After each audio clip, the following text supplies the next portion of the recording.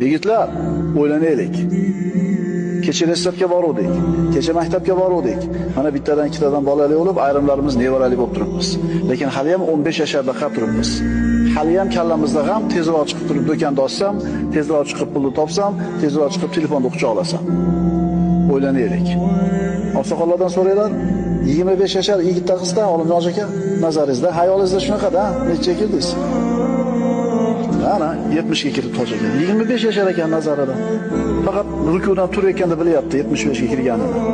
Sajdadan o'tirib turayotganda qiylangandan bilyapti.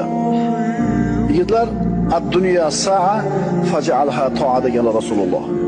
Dunyo 1 soatlik umr bor yo'g'i. Ana shu 1 soatni toatga aylantirib qo'y.